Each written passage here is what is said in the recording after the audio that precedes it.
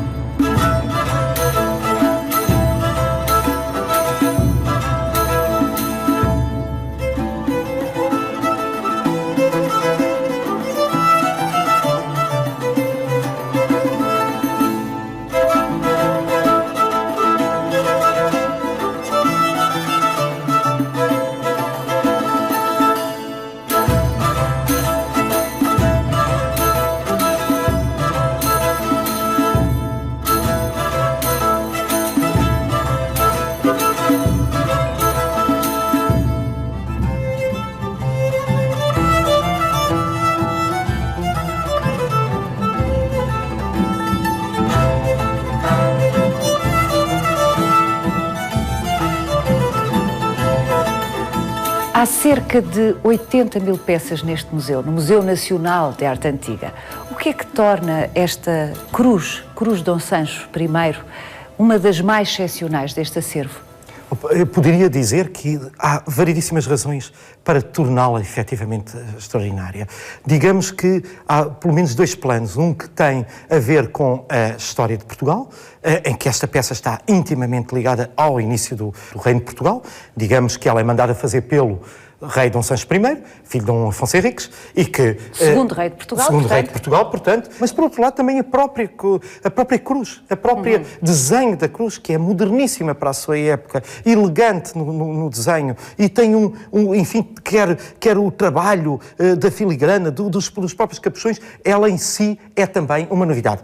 Ela é mandada fazer pelo Dom Sancho a partir de uma série de peças que ele tinha e que doou em seu testamento, quando morre, ele morre em 1211, deixa em testamento uma parte de ouro e de prata da sua capela, assim como uma copa. Uma copa era um cálice grande que se usava na mesa do rei e que nos mostra, por outro lado, e ao mesmo tempo, o requinte da organização de corte, da etiqueta de corte. Quer dizer que o rei Dom Sancho já tinha toda esta organização à volta dele e que esta peça, que nós não a conhecemos naturalmente, porque ela foi fundida, exatamente, ela é fundida, é tirado o ouro dessa copa para que se fizesse uma cruz para Santa Cruz de Coimbra, portanto para o convento que tinha sido instituído pelo seu pai, Dom Afonso Henriques. Este objeto então é feito depois dele já ter morrido. Com certeza.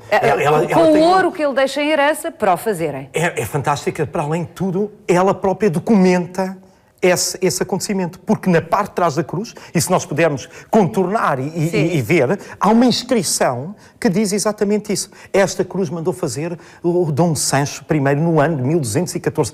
Ora, até nisso é surpreendente e moderna, porque naquela época ainda não se usava o calendário gregoriano, que é o calendário que usamos hoje, e ela já usa o calendário gregoriano de 1214, e portanto nós temos uma data para uma peça destas, ter uma data exata é já algo de extraordinário. E a partir daí nós vamos tentar entendê-la e colocá-la no panorama de criação artística da época. E o que é que nós vamos ver?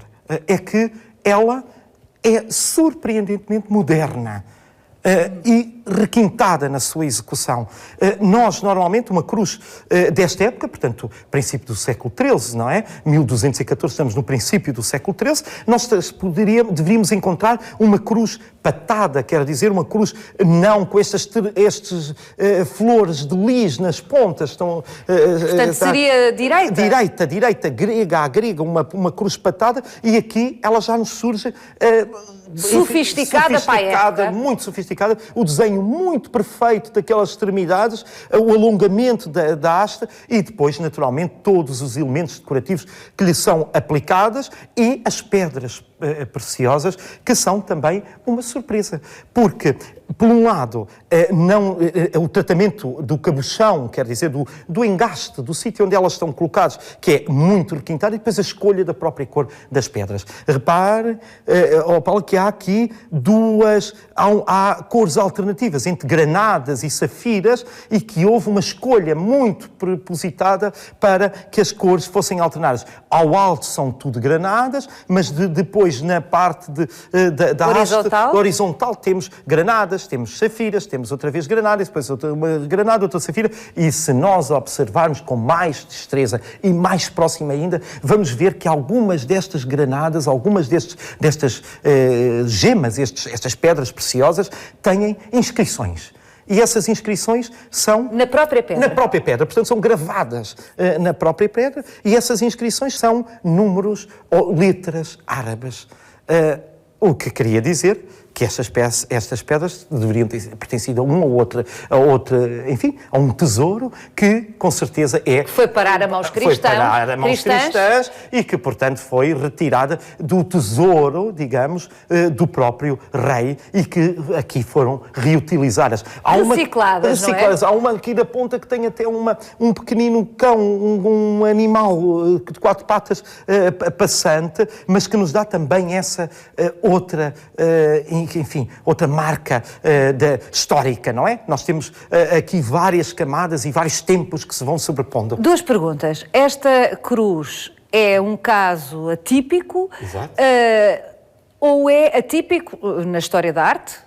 Ou é um caso de vanguarda? Vanguarda. Absoluta vanguarda. Nós vamos ter depois cruzes deste tipo... Ou seja, quando ela é feita, ela antecipa enfim, testemunha Exato. Uma corrente estética que virá a acontecer mais tarde. É isso? Que vem por influência francesa pelos caminhos de Santiago, portanto, das peregrinações de Santiago, e que vem naturalmente de Limoges. A grande produção de cruzes de pontas flordelizadas, naturalmente, é uma imagem que nós ligamos à França, ainda hoje, não é? As flores. Mas não nesta altura? Não nesta altura. Pelo menos com esta difusão. Neste momento, em Portugal, as cruzes típicas, fabricadas na Península Ibérica, pelo norte da Península Ibérica, eram cruzes patadas, quer dizer, cruzes que iam alargando para as extremidades e que não estão recortadas nas pontas. Essa moda, digamos, essa tradição de fazer cruzes com extremidades em flor de lis, só vai aparecer exatamente a partir do século XIII, mas bem adiantado do século XIII. Quer dizer, portanto, isto é uma peça vanguardista no seu recorte, portanto, na forma da cruz,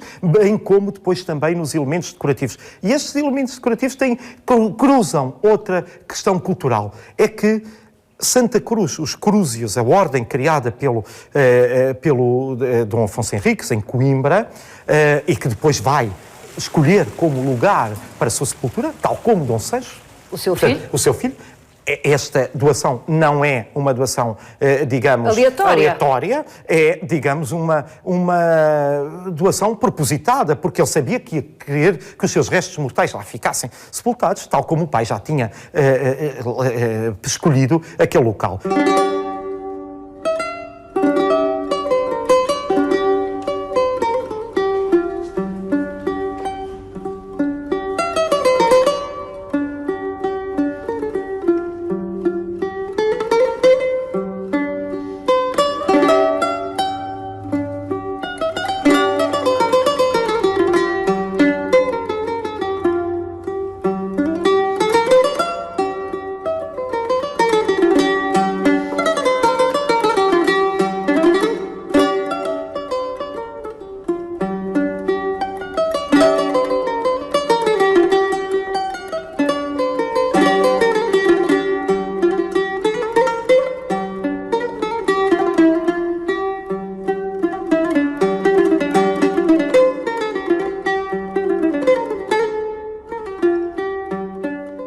comunidade dos Cruzes, dos Agostinhos, dos cônegos regrantes de Santo Agostinho, era uma comunidade muito, como dizer, liberal e aberta, ecuménica, digamos, com as várias comunidades.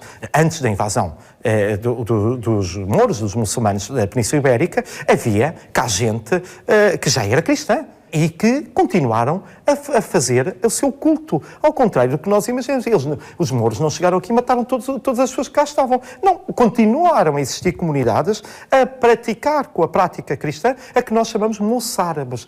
Essas comunidades tinham uma liturgia e uma forma de fazer oração diferente da gente que vem depois na Reconquista e que trazia uma tradição mais romanizada, mais emanada, mais próxima da Santa Sé de Roma e que tinha uma liturgia diferente. Normalmente o que ia acontecer era que essas comunidades deveriam ser apagadas e até mal vistas porque eles não pareciam cristãos. Já tinha uma prática tão ancestral, tão estranha, que não era bem ortodoxa. Era tão miscigenada com outras considerações. Era um dos objetivos da Reconquista, era disciplinar tudo, não só reconquistar território aos muçulmanos, mas como disciplinar os cristãos que tinham estado sob o jugo dos muçulmanos. Santa Cruz e os Agostinhos tiveram essa grande visão. Albergaram as comunidades moçarábicas, essas comunidades que tinham uma cultura, um saber, enfim, toda uma tradição que era importante guardar.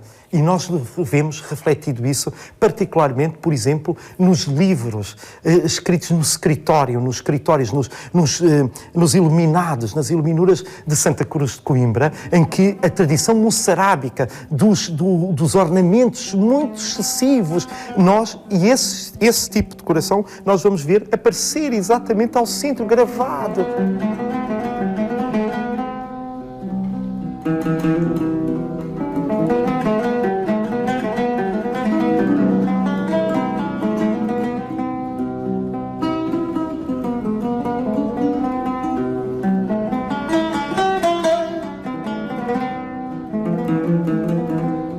Oliveira Martins, na sua História de Portugal, descreve Dom Afonso Henriques, enfim, são umas páginas particularmente inspiradas, ele é muito inspirado sempre, mas estas são particularmente interessantes, e a dado passo descreve Dom Afonso Henriques como um javali, é o mínimo que ele diz, no sentido de ser primitivo, buçal, é uma expressão que ele chega a utilizar.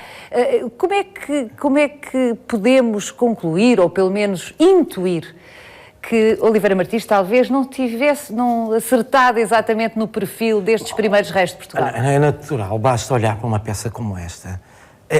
Ela prova exatamente que há um requinte, uma execução moderna, contemporânea, enfim, até vanguardista. Enfim, o facto dele ter deixado o que deixou a Santa Cruz de Coimbra.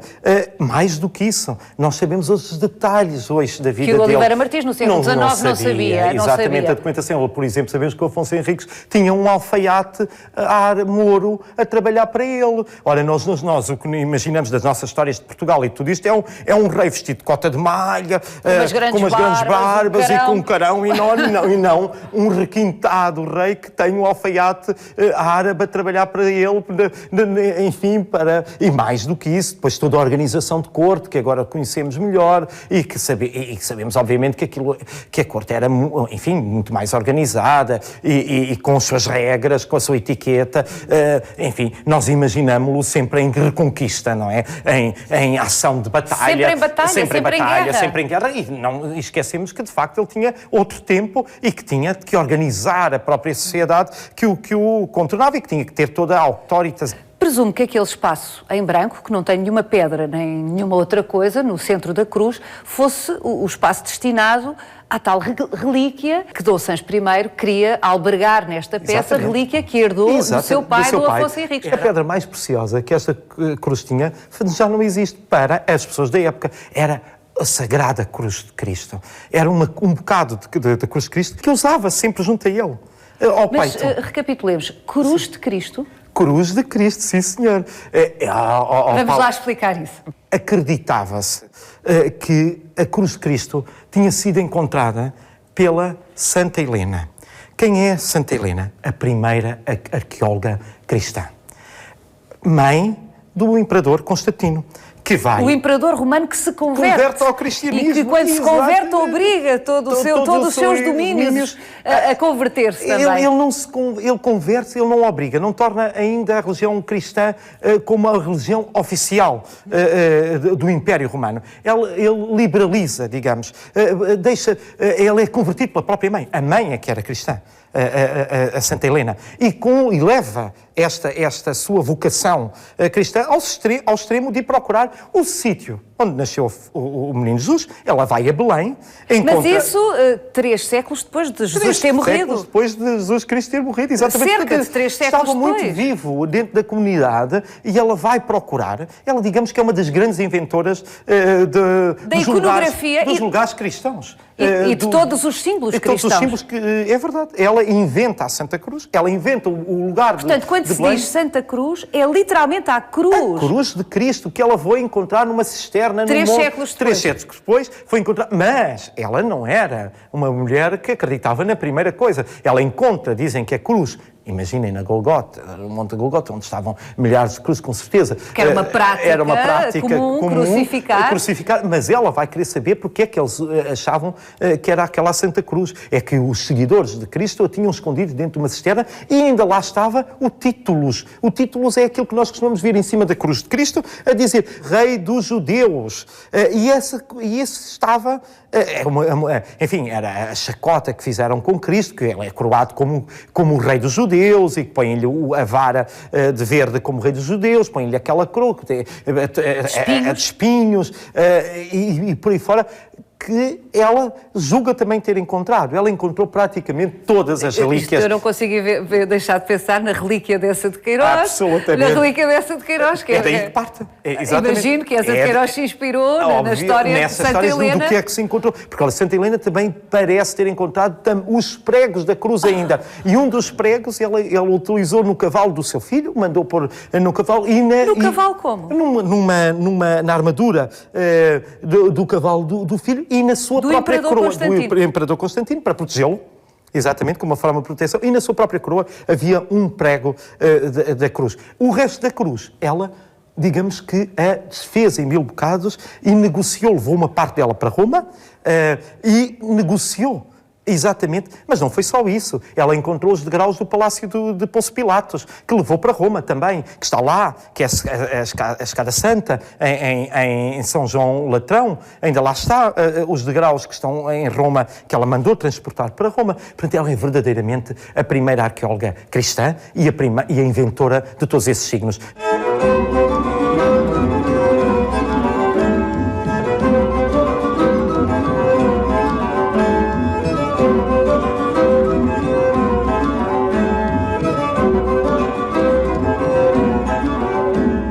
E todos esses bocados de Santa Cruz tinham autentificações. Ninguém, não se pense que aquilo era o primeiro pau que aparecia assim na rua e que se dizia isto é o Santo Ligno, é a Santa Cruz. Não, nada disso. Tinha que vir autenticada de Roma. Ora, este pedaço que é apanhado do primo dele, digamos que é um saque de guerra, tinha a garantia de que tinha vindo de Roma e que tinha sido retirada da cruz da Santa Helena, porque depois aparecem milhares. Portanto, toda esta cruz, o ouro que Dom Sancho I deixou para que se fizesse uma cruz extraordinária para aquele que viria a ser o seu túmulo, ao lado do túmulo do seu pai, no Mosteiro de Santa Cruz, em Coimbra, tudo isto foi concebido, como disse desde o início, para albergar, para guardar com o máximo de dignidade esta relíquia absolutamente maior. E depois os cruzes fizeram uma coisa estrondosa.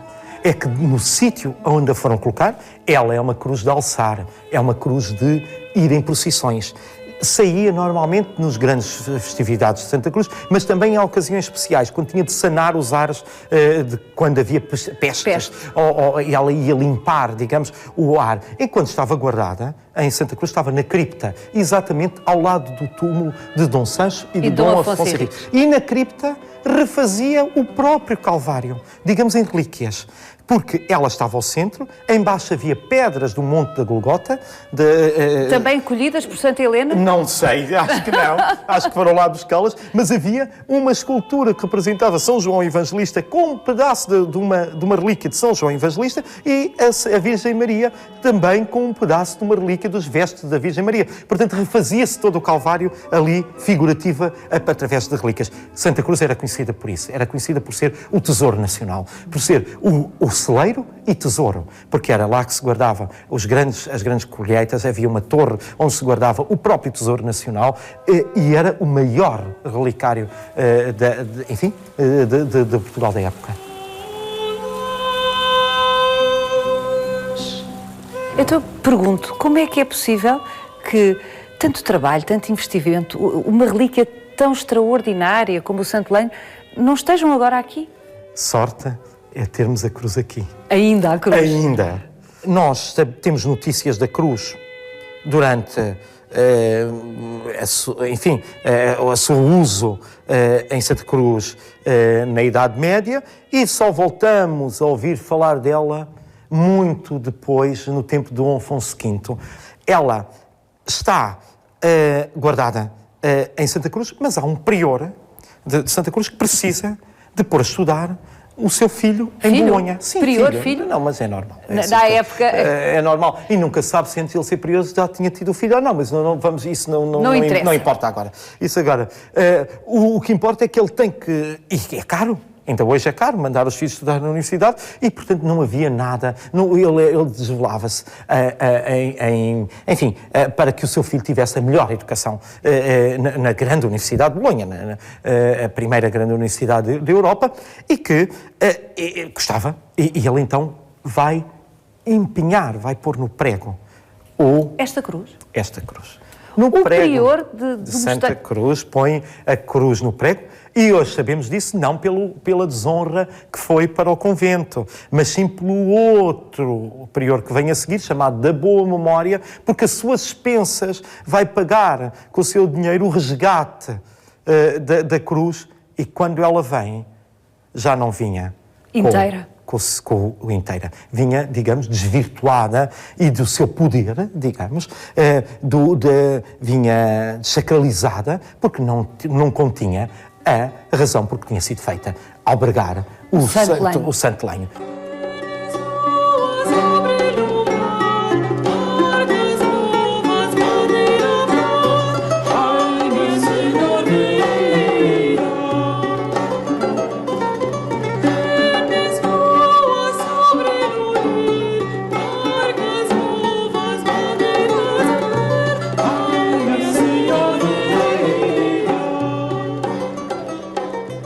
Os túmulos que vão ver hoje em Coimbra não são, obviamente, os túmulos medievais do tempo de Dom Afonso Henriques e Dom VI, mas sim uns túmulos mandados refazer pelo rei Dom Manuel, exato, para colocar a sua linhagem em ligação direta com os reis da fundação do país e, portanto, ele precisava simbolicamente intervir naquela igreja, manda refazer toda a igreja e manda fazer uma opulentíssima cruz processional que substitui esta e que, graças a Deus, digamos, foi esquecida dentro do tesouro. O arquiteto Dom Manuel, quando refaz Santa Cruz, deixa um espaço reservado para que a cruz fosse guardada. A cruz e outras relíquias, a relíquia dos mártires de Marrocos e aquele grande relicário que Santa Cruz tinha. E ela lá fica esquecida e atravessa assim os tempos.